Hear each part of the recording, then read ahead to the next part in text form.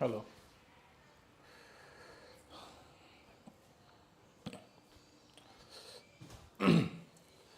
Good afternoon all of you. I hope आप सभी को मेरी आवाज़ एकदम क्लियर आ रही होगी, वीडियो एकदम क्लियर आ रहा होगा। वाई टैप कर दीजिए अगर दोनों चीज़ें बढ़िया हैं। चलिए, आई थिंक सभी मुझे सुन पा रहे हैं। उम्मीद कर रहा हूँ कि सुबह 8 बजे का एडिटोरियल सेशन आपने लगाया होगा और साथ में ये भी उम्मीद कर रहा हूँ कि 11 बजे का सुपर मॉक भी लगा रहे होगे। आप अगर IBPS SO का एग्जामिनेशन देने जा रहे हो आगे चलकर, आपकी ज़्यादातर चीज़ें वहाँ से क्लियर हो जाएंगी। अगर आप इनफैक्ट आगे चलकर SBI का एग्जाम देने जा रहे हो, PO मेंस का देने के लिए जा रहे हो, तब भी आपका वो हेल्पफुल रहने वाला है वहाँ पर भी। इसके अलावा जो है आपको क्लास रेगुलर लगानी है, रिवाइज करना है। समय जो है वो नर्वस होने का नहीं है, ना 100 चीज़ें करने का है। समय बहुत सिंपल सा अपने प्रिपरेशन को रखने का है, जो काम किया हुआ है उस पर प्रयास करने का है बार बार। एग्जामिनेशन में ऐसा कुछ भी नहीं होगा जो बाहर से आएगा, जो आना है एग्जाम में वो ऑलरेडी करवा दिया जा चुका है। बाकी आपके कॉन्फिडेंस के ऊपर है कि आप एग्जामिनेशन को कैसे परसीव करते हो। ज्यादा हाथ पैर मत मारो, जो चीजें करी हुई हैं उनको अच्छे से समझो, मॉक वगैरह लगाओ, आपका काम बन जाएगा। आज इस एडवर्ब चैप्टर को मैं खत्म कर दूंगा और कल से जो है हम प्रैक्टिस सेशंस में स्टार्ट कर देंगे। 11 बजे वाला मॉक तो आपको लगाना ही लगाना है, साथ में यहां पर भी प्रैक्टिस सेशन 3 बजे वाले बैच में भी स्टार्ट हो जाएगा कल से। ठीक है, तो आपको ड्वेल प्रैक्टिस का मौका मिलेगा। ये थोड़ा सा अलग होगा, वो थोड़ा सा अलग होगा, वो आप अटेंड करोगे आपको पता चल जाएगा। मैंने कंटेंट इसका बनाना शुरू कर दिया है। इसको पहले चैप्टर को फिनिश कर लेते हैं आज एक बार। आपको याद होगा पिछले क्लास में मैंने आपको मैनर, प्लेस और टाइम के बारे में बताया था। ठीक है, इससे जुड़े हुए क्वेश्चंस भी बताए थे कि क्या क्वेश्चंस जो है एग्जामिनेशन में यहां से पूछे जाते हैं। इसके अलावा आगे हम बढ़ेंगे तो देख लेते हैं adverb of frequency. Adverb of frequency, adverb of frequency कौन से होते हैं आप याद करो। जब मैंने आपको टेस्ट चैप्टर पढ़ाया था तो बताया था कि कुछ एक्शंस ऐसे होते हैं जो काम का फ्रीक्वेंट होना बताते हैं, है ना। और जब वो बताते हैं तो कुछ ऐसे वर्ड्स मैंने आपको करवाए थे, जैसे कि ऑलवेज है, जैसे कि ऑफन है, जैसे कि रेयरली है, जैसे कि बेयरली है, जैसे कि स्कार्सली है, जैसे कि हार्डली है, ठीक है, जैसे कि सेल्डम है। तो ये सारे वर्ड्स जो हैं हमारे क्या होते हैं, एडवर्ब ऑफ फ्रीक्वेंसी होते हैं। ये किसी चीज का ज्यादा होना या कम होना बताते हैं। पार्टिसिपल का एक कॉन्सेप्ट है, उसको प्रैक्टिस में ही शामिल करेंगे, वो पूरा थ्योरी वाला पार्ट नहीं है, यूजलेस है आपके एग्जामिनेशन के लिए। उसका एक हिस्सा है जो एग्जामिनेशन में पूछा जाता है, ईडी फॉर्म्स वाला, उसके बारे में थोड़ी सी जानकारी प्रैक्टिस सेशंस में ही दूंगा मैं आपको। Always, often, rarely, बेयरली, scarcely, hardly और सेल्डम, ये आपको जो है समझना है। लैपटॉप में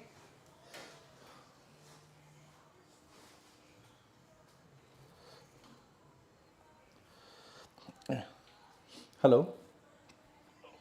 पवन सर, अभी मैं क्लास में हूँ, हाफ एन आवर में फ्री होऊंगा। ठीक है, ओके। तो यहां पर आप देखो, ये जो है ये सारे वर्ड जो हैं वो क्या है, एडवर्ब्स ऑफ फ्रीक्वेंसी हैं।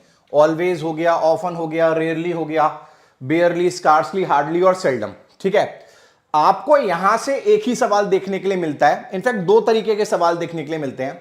पहला सवाल है इनके पोजीशन को लेकर कि इनकी सेंटेंस में पोजीशन क्या होती है। जैसे मैंने कहा, we always have believed in God. दूसरा, we have always believed in God. Always we have believed in God। और यहाँ पर always have we believed in God। ठीक है, तो पहला जो क्वेश्चन है आपका, वो आपका पोजीशन के आधार पर आएगा। और इस बात को समझना कि जो आपके एडवर्ब ऑफ फ्रीक्वेंसी होते हैं, एक पोजीशन इनकी होती है कहां पर, बिफोर मेन वर्ब। यानी अगर आपको इनको लगाना है तो आप इनको कहां पर लगा सकते हैं, मेन वर्ब से पहले लगा सकते हैं। तो अब आप जानते हैं कि मेन वर्ब यहां पर कौन सा है, बिलीव्ड है। तो मेन वर्ब से पहले ऑलवेज कहां आया हुआ है, यहां पर आया हुआ है। ये क्या है, ये गलत हो गया, ये वाला सही हो गया। अब दूसरी कैटेगरी है जब वहां पर सेंटेंस को स्टार्ट कर रहे हैं किससे, एडवर्ब ऑफ फ्रीक्वेंसी से। तो जब हम सेंटेंस को एडवर्ब ऑफ फ्रीक्वेंसी से स्टार्ट करते हैं तो याद रखना, जैसे कि एडवर्ब ऑफ मैनर में आपको सिखाया था मैंने कि उस सेंटेंस को इन्वर्जन में लिखा जाता है। किस में लिखा जाता है, इन्वर्जन में। इन्वर्जन मतलब उल्टे तरीके से। तो आप देखेंगे यहां पर ये जो सेंटेंस है इन्वर्जन में लिखा है, ये सही है, ये वाला सेंटेंस जो है क्या है, रॉन्ग है। तो आपको यहां से सवाल देखने के लिए मिलेगा एग्जामिनेशन में, अगर मिलेगा तो ठीक है। तो आप इस तरीके से समझ सकते हैं कि ये दो तरीके हैं जिनके माध्यम से आप जो है सेंटेंस को क्रिएट करते हैं और आपका जो सेंटेंस है उसका स्ट्रक्चर बनता है। आई होप सभी को क्लियर हुआ होगा, किसी को कोई भी डाउट इसमें नहीं होना चाहिए। अब जरा इधर आओ, जरा ध्यान से समझना। ये आपने एग्जामिनेशन में जरूर देखे होंगे, जैसे hardly had we entered the room,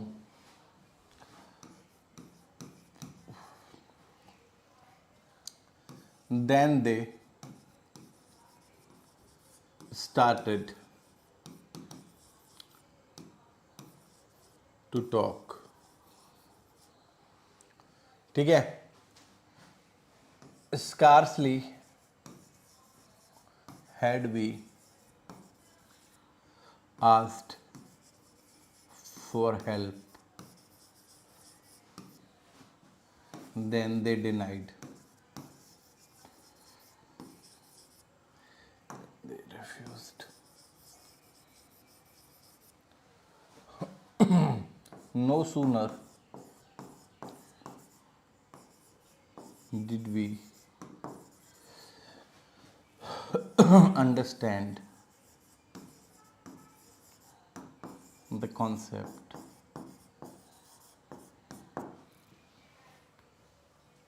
when the teacher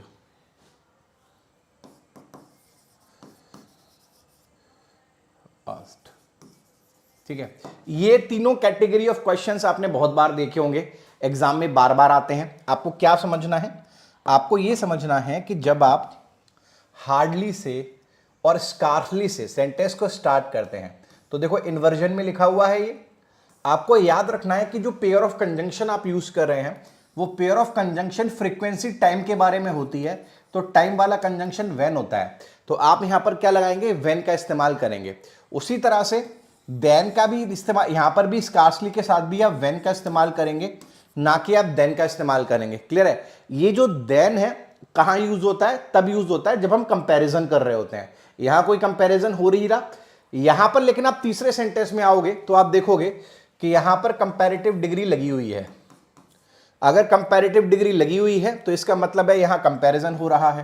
comparison हो रहा है तो यहां पर देन आना चाहिए। यहां से भी आपको बहुत फ्रीक्वेंटली सवाल देखने के लिए मिल जाएंगे एग्जाम में, तो ये भी आपको समझना पड़ेगा। ऑलमोस्ट बहुत फ्रीक्वेंट आते हैं ये वाले क्वेश्चंस भी एग्जाम में। तो हार्डली के साथ व्हेन, स्कार्सली के साथ व्हेन और नो सूनर के साथ देन जो है आपने सीखना है लगाना। क्लियर है। तो ये आपको क्लियर होना चाहिए। इसके बाद आ जाइए जरा, पहला ही इज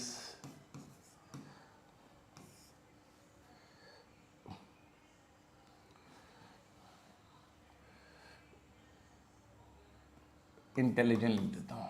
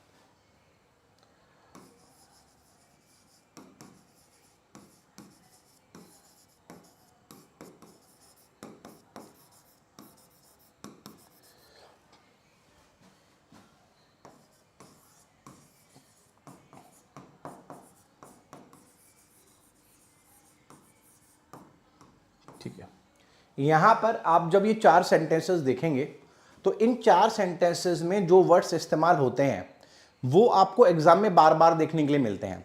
कौन से पेयर ऑफ वर्ड्स हम जो है वो समझने जा रहे हैं, टैकल करने जा रहे हैं, समझिए। हम बात करने जा रहे हैं वेरी, बात करने जा रहे हैं टू, बात करने जा रहे हैं सो, और बात करने जा रहे हैं इनफ। ये सारे के सारे एडवर्ब्स हैं और इनको हम कहते हैं एडवर्ब ऑफ इंटेंसिटी। इनको हम क्या कहते हैं? इनको हम कहते हैं एडवर्ब ऑफ इंटेंसिटी। इसको हम एडवर्ब ऑफ इंटेंसिटी के नाम से जानते हैं। आप इतना समझ पा रहे होगे कि ये क्या काम कर रहे हैं? ये किसी चीज की इंटेंसिटी बताने का काम कर रहे हैं। तो सबसे पहले समझो कि अगर आपको सिर्फ ये बताना है कि किसी चीज की इंटेंसिटी बहुत है, किसी चीज की इंटेंसिटी बहुत है, तो आप क्या लगाएंगे? आप वहां पर वेरी लगाएंगे। आप लिखेंगे ही इज वेरी इंटेलिजेंट। जब आपको बताना है कि किसी चीज की इंटेंसिटी कितनी है, बहुत है, और साथ में यह भी बताना है, टू जो आपका प्रपोजिशन है या जो इंफिनिटिव बनाता है उससे आपको अटैच करना है। तो याद रखना ये जो TO2 है ये हमेशा जो पेयर बनाता है TOO के साथ बनाता है।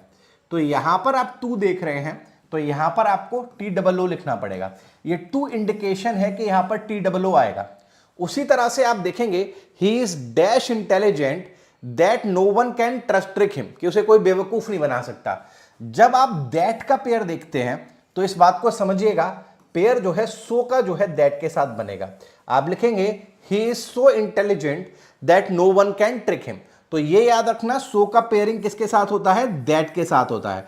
तो ये दैट जो है आपका हिंट है कि आपको वहां पर सो लगाना पड़ेगा। उसी तरह से आप देखेंगे कि यहां पर जब भी मैं एडवर्ब लगा रहा हूं तो आप देखेंगे ये जो एडजेक्टिव है इससे पहले लगा रहा हूं। वेरी भी पहले आया, टू भी पहले आया, सो भी पहले आया।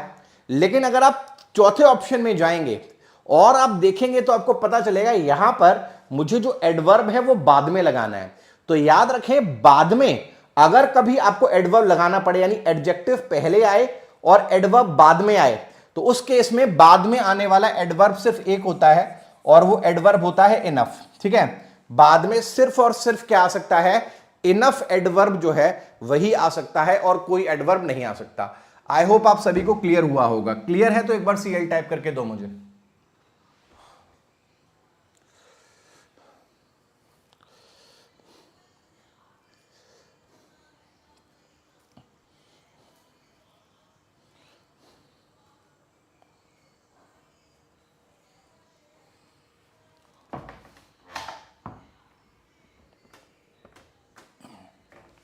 चलिए, तो ये याद रखिएगा, यहां से आपके सामने सवाल पूछे जाएंगे। इसी तरह से देखिए, मैंने एक सेंटेंस लिखा, मैंने कहा ही इज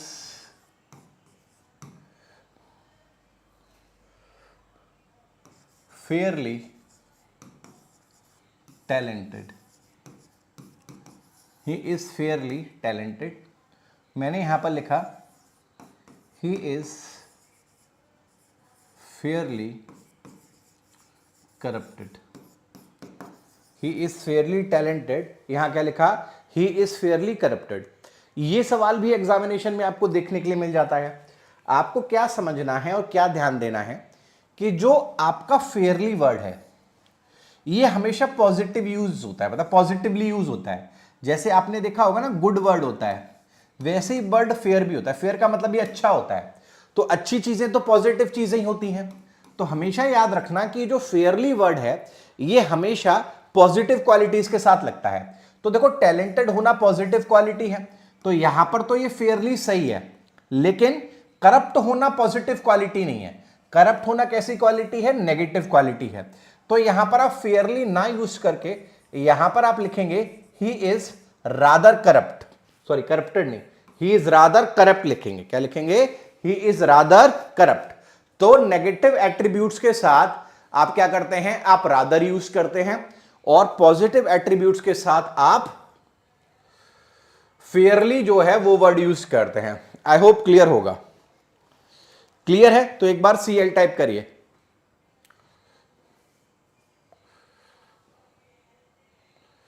चलिए,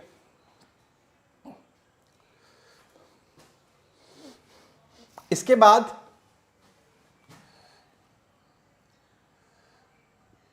we seldom or ever tell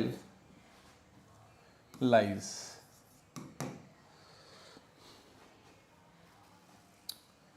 We seldom, if never, tell lies. ये दो सेंटेंस देखिए, we seldom or ever tell lies, we seldom if ever if never tell lies. देखो आप सब जानते हैं कि जो सेल्डम वर्ड होता है इसका मतलब होता है ऑलमोस्ट नेवर, लगभग कभी नहीं, ठीक है। तो जब हम सेल्डम के साथ पेयरिंग बनाते हैं और लगाते हैं तो हम कभी भी एवर नहीं लिखते, क्योंकि एवर का मतलब क्या होता है, ऑलवेज होता है, हमेशा। तो आपको पता है कि ये और ये ऑपोजिट हो गए ना, तो यहां फिर और नहीं लग पाएगा, बट लगाना चाहिए था। तो इसीलिए अगर और लगा हो तो सेल्डम से मिलता जुलता वर्ड चाहिए। सेल्डम से मिलता जुलता वर्ड एवर नहीं होता, सेल्डम से मिलता जुलता वर्ड होता है नेवर। तो जो पेयर बनता है वो सेल्डम और नेवर का बनता है हमेशा। क्या बनता है, सेल्डम और नेवर जो है उसका हम पेयर बनाते हैं। लिखेंगे वी सेल्डम और नेवर टेल लाइज। उसी तरीके से जब आप इफ लगाते हैं, क्योंकि इफ जो है कंडीशन बताता है, कहते या तो ये या तो वो, तो आप यहां पर इसके साथ जो है सेल्डम के साथ जब आप इफ लगाते हैं तो आप हमेशा एवर वर्ड यूज करते हैं। कौन सा वर्ड यूज करते हैं, एवर वर्ड यूज करते हैं, और बोलेंगे we seldom if ever, we seldom if ever tell lies. Clear है, ये भी सवाल आपसे एग्जामिनेशन में पूछ लिया जाता है। आई होप आप सभी को ये क्लियर होगा, इसमें कोई डाउट नहीं होना चाहिए। अब देखो एडवर्ब में जो सवाल आपको ज्यादातर पूछा जाएगा वो सवाल मैं आपको लिंकिंग वर्ब्स में पहले ही करवा चुका हूं। पूरा का पूरा एक दिन मैंने आपको वही करवाया था, आपको याद आ जाएगा जब मैं आपके सामने लिखूंगा। याद करिए, मैंने आपको क्वेश्चन लिखवाया था, the sun appear brightly in the sky. याद आ गया होगा, ये प्रीवियस ईयर का ही सवाल है और मैंने लिखवाया था द सन अपीयर या the sun appears brightly in the sky, the sun appears brightly in the sky. तो अगर आपको याद है तो मैंने आपको एक लिंकिंग वर्ब की पूरी लिस्ट लिखवाई थी और कहा था कि जब लिंकिंग वर्ब आते हैं तो उसके बाद एडवर्ब्स नहीं आते, एडजेक्टिव आते हैं। तो हमें लिखना था the sun appears bright in the sky. उसके बाद मैंने आपको एक क्वेश्चन और लिखवाया होगा, the sun shone bright in the sky.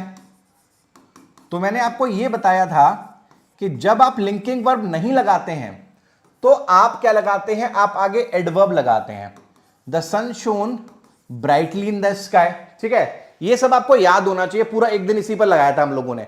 तो ये कॉन्सेप्ट तो ऑब्वियसली बात है दोबारा रिपीट मैं नहीं करूंगा, ऑलरेडी हम कर चुके हैं इसको कवर। तो आपका जो लिंकिंग वर्ब है उसके बाद आप क्या करते हैं, उसके बाद आप एडजेक्टिव लगाते हैं, और जो आपका लिंकिंग वर्ब नहीं होता है उसके बाद आप क्या लगाते हैं, उसके बाद आप जो है एडवर्ब का इस्तेमाल करते हैं। एलिवेट बैच की क्लास मैंने इस वीक के लिए पॉज की हुई है, मैंने मैसेज भी डाला था। रीजन उसके पीछे ये है कि डॉक्टर ने मेरे को अभी 2 क्लासेस लेने के लिए बोला है, बट फिर भी मैं 3 लगा रहा हूं। एक दो 3 दिन का टाइम और लगेगा। किडनी में मेरा थोड़ा सा इन्फेक्शन हो गया था, तो खड़े रहने के लिए जो है लंबे समय तक मना किया हुआ है। अभी तो एसबीआई में टाइम है, तो मैं एसबीआई की क्लासेस मंडे से 1.5 घंटे की शुरू कर दूंगा, 1.5 घंटे की क्लास लगाऊंगा उनकी इस वीक। आई थिंक कल, और आई थिंक कल का दिन और लगेगा, होपफुली शायद फ्राइडे से ही शुरू कर दूंगा उनकी। आई होप क्लियर हो गया होगा, ये क्लियर है। चलो इसको देखना एक बार। इसके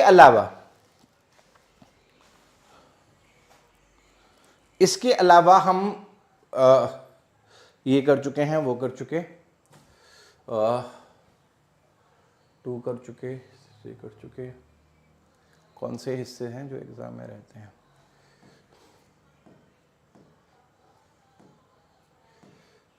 ठीक है। ये भी हो गया। चलो हाँ, एक चीज और रहती है, उसको भी देख लेते हैं। दो फ्रेजेस होते हैं, एक फ्रेज होता है टू मच और एक फ्रेज होता है मच टू। एक फ्रेज होता है टू मच और एक फ्रेज होता है मच टू। कैसे यूज करते हैं देखो, मैंने कहा ही हैज डैश नॉलेज और मैंने कहा ही is dash smart. He has dash knowledge और दूसरा लिखा ही इज डैश स्मार्ट। तो अगर आप इसको देखेंगे और समझेंगे तो आपको पता चलेगा कि जब हम नाउन फॉर्म्स लगाते हैं, कौन सी फॉर्म्स लगाते हैं? नाउन फॉर्म्स लगाते हैं। जब हम क्या करते हैं, नाउन फॉर्म्स लगाते हैं, तब हम यहां पर टू मच लिखते हैं। लिखेंगे he has too much knowledge. क्या लिखेंगे? He has too much knowledge. जब हम यहां एडजेक्टिव लिखते हैं तो यहां लिखेंगे he is much too smart. He is much too smart लिखेंगे। He has too much knowledge, he is much too smart. ये जो दोनों तरीके हैं लिखने के, यही आपको क्या करने हैं, आपको इस्तेमाल जो है वो करने हैं। क्लियर? टू मच और मच टू का इस्तेमाल जो है इस तरीके से किया जाता है जब हम एडवर्ब्स को यूज करते हैं। क्लियर है? ऑलमोस्ट हमारा एडवर्ब जो एग्जामिनेशन में पूछा जाता है वो ऑलमोस्ट डन है। ये सारे ही कॉन्सेप्ट्स पूछे जाएंगे, इसके अलावा कुछ खास पूछा नहीं जाएगा। आप क्या करेंगे, आप इसको रिवाइज करेंगे। कल से हम जो 3 बजे वाला क्लास है उसमें प्रैक्टिस में जाएंगे। प्रैक्टिस में हम क्या क्या करेंगे? प्रैक्टिस में हम 3 चीजें रेगुलरली करेंगे। पहला, हम टॉपिक वाइज क्वेश्चंस करेंगे। 3 बजे वाले सेशन की बात कर रहा हूं। दूसरा, हम क्या करेंगे, कम से कम 2 सेंटेंस रीअरेंजमेंट करेंगे और कम से कम 2 क्लोज टेस्ट करेंगे। अगले कम से कम नहीं तो ये 6 डेज तक हम यही करेंगे। ठीक है? टॉपिक वाइज में क्या, टॉपिक वाइज में हमने जो असाइनमेंट में क्वेश्चंस दिए हैं उससे मिलते जुलते सवाल, और ये जो है इसमें करेंगे। जो कंप्लीट लंपसम आपका मॉक टेस्ट है वो 11 बजे होता ही है सुपर मॉक। तो इसमें मैं अगले कुछ दिनों से, शायद परसों से शुरू कर दूंगा। इसमें मैं 50 क्वेश्चन का मॉक कराने का सोच रहा हूं कि मतलब डेली 50 क्वेश्चन। जैसे आगे एसओ का एग्जाम है उसमें 50 क्वेश्चन आते भी हैं, मेंस का जो एग्जामिनेशन है उसके पर्सपेक्टिव से ज्यादा कंटेंट कराने के लिए। तो ये भी जो है कल से नहीं तो परसों से तो ये शुरू हो जाएगा। कल तो जनरल मॉक लग जाएगा। तो आप इन दोनों को करते रहिए। रिवीजन अपने कोर्स का अच्छे से कर लेना, सब चीज कॉम्प्रिहेंसिवली कवर्ड है। जब पूरी वोकैब करनी हो तो मैराथन लगा लेना और एडिटोरियल का सेशन रेगुलर लगाना। ठीक है? और ज्यादा कोई हाथ पैर मारना नहीं, जितना जो मिल रहा है ना उसको करो, उसमें बेहतर तुम्हें होना है। एग्जामिनेशन का लेवल, इस बात को समझ लेना, जो 11 वाली सुपर मॉक होती है उससे ऊपर कभी जाएगा ही नहीं, कभी भी उससे ऊपर लेवल जाएगा ही नहीं। जो भी सब होगा वो उसी के अंदर समाया हुआ होगा। आपका पहला इंटेंशन होना चाहिए कि जो 11 वाला सुपर मॉक है उसमें मुझे कमांड हासिल करनी है, उसमें मेरे नंबर बनने चाहिए। जब उसमें नंबर बनने लगेंगे तो अपने आप चीजें सही हो जाएंगी। यहां से आपको इस वाले मॉक में नंबर बनने में फायदा होगा, क्योंकि यहां पर पहले हम टॉपिक वाइज क्वेश्चंस भी जो है वो देखना शुरू कर देंगे। क्लियर है? जरूरत अगर हमें पड़ेगी, जैसे अभी एसओ का एग्जामिनेशन है तो हम एक्स्ट्रा क्लास भी लगाएंगे, उसकी टेंशन मत करो। लेकिन मुझे लगता है कि जो काम हम कर रहे हैं ना वो काम हम सही से कर ले तो ज्यादा कुछ करने की जरूरत नहीं है। ऐसा नहीं है कि हमने 10-10 घंटे अंग्रेजी पढ़नी है, हमें और भी सब्जेक्ट्स पर ध्यान देना है। लेकिन जो मिनिमम कार्य है वो हमें करना चाहिए, वो कर लेंगे तो हमारा काम निबट जाएगा एग्जामिनेशन का। नर्वस मत हो, भड़बड़ाओ मत।